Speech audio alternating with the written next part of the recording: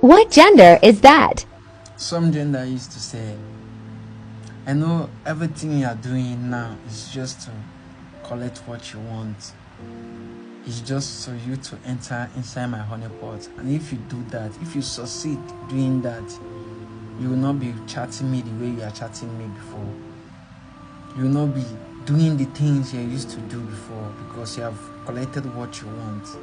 And the other gender will be saying, baby girl, no, I'm not like that. I'm different. Look at me. You then look. I do not sound different to you. I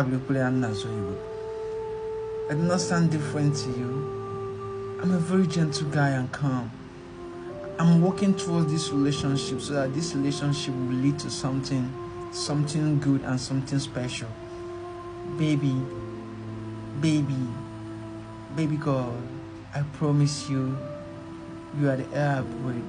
I promise you that this relationship will lead to something. I cross. Brother!